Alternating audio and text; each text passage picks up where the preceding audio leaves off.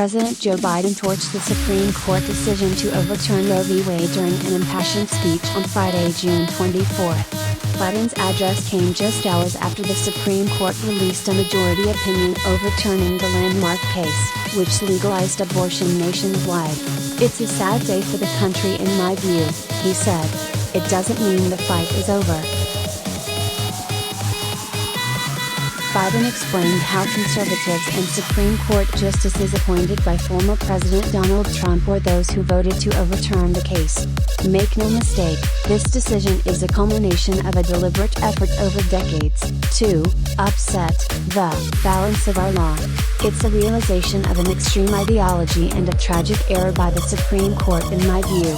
The court has done what it has never done before, expressly take away a constitutional right that is so fundamental to so many Americans that had already been recognized. The court's decision to do so will have real and immediate consequences," he said. Biden called on Congress to codify the protections of Roe v. Wade as federal law. The president rallied voters to elect leaders who will defend abortion rights.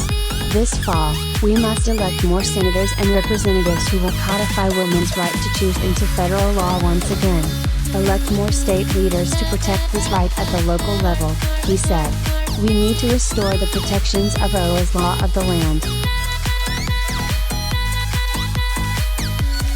Biden spoke about how the opinion would affect poor women who are victims of rape and incest, as well as doctors who perform the procedure. He also pointed out how the decision automatically put some abortion laws into effect, such as those in Missouri and South Dakota. He also detailed plans for his administration to respond to the decision, including making sure contraception and other medications are kept available.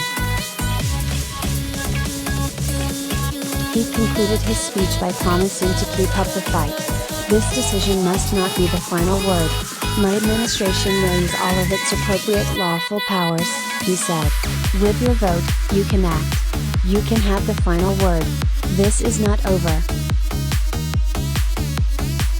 The Supreme Court opinion came about a month after a draft decision was leaked showing the court's intention to overturn Roe. The laws on abortion rights now fall on the individual states to legislate, making it illegal for women to get a safe and legal procedure in many states. Biden's speech echoed points that he made in a statement after the draft was leaked, where he spoke about his support for women's rights. "I believe that a woman's right to choose is fundamental. Roe has been the law of the land for almost 50 years, and basic fairness and the stability of our law demand that it not be overturned," he said. At the time, he'd also spoken about steps his administration was taking to support access to safe and legal abortion. Like in the speech Friday, Biden had spoken about how important it is to elect leaders who support women's rights in the November midterm elections in his statement after the draft leaked. "It will fall on our nation's elected officials at all levels of government to protect a woman's right to choose. And it will fall on voters to elect pro-choice officials this November," he said. Following the SCOTUS decision, a number of leaders have emphasized the importance of electing leaders who support women's rights to abortion. Former President Barack Obama, who Biden was the vice president to, and former First Lady Michelle Obama released a joint statement calling for Americans to continue to fight for women's rights.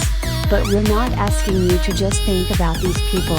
We're asking you to join with the activists who've been sounding the alarm on this issue for years, and act," the pair said.